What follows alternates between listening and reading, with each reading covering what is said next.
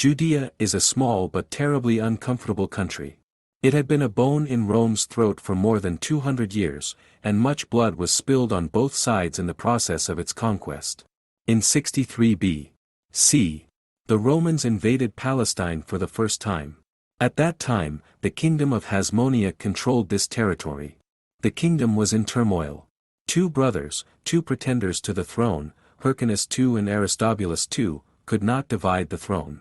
In order to provide international aid to the brotherly nation, the general Gnaeus Pompey went to Jerusalem with his troops. The kingdom went to Hyrcanus, but he ceased to be king after that. The Romans gave him the title of ethnarch, national leader, in modern parlance. His state retained its self-government, but lost its independence. Antipater, a Roman protege, became the de facto ruler. In the year 43 there was another revolt. Antipater was poisoned, and soon the Parthians came to Judea, thinking that it was a shame not to take advantage of the chaos and try to get something for themselves. They appointed a ruler of their own who promised them support. But Antipater's son Herod, the same one who would later be called the Great One, ran to the Romans for help.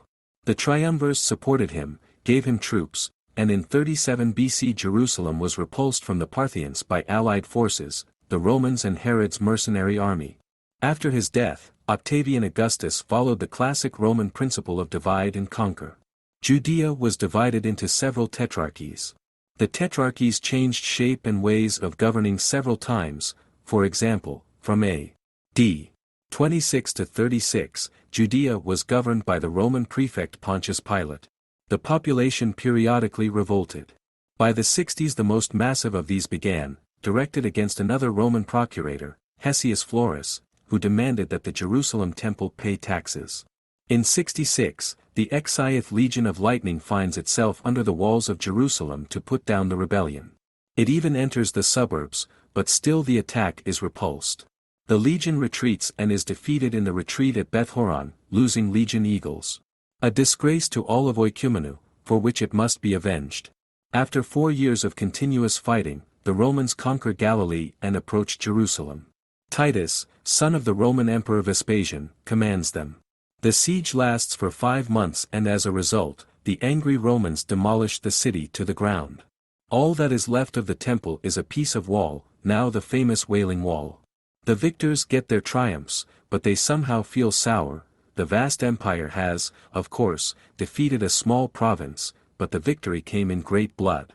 The next rebellion happens in A.D. 115.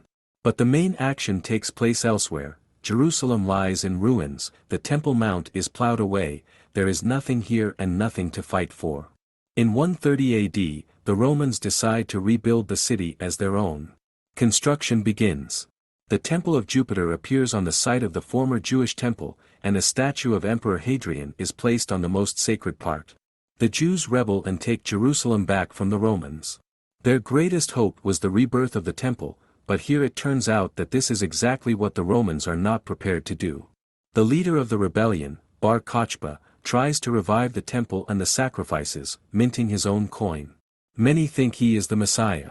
But another Roman, Julius the North, comes and another rebellion is crushed. This time Jerusalem is not destroyed. It was simply purposefully populated by the Romans, and the Jews were forbidden even to approach it, except for 1 day a year, a prohibition that lasted until the 7th century.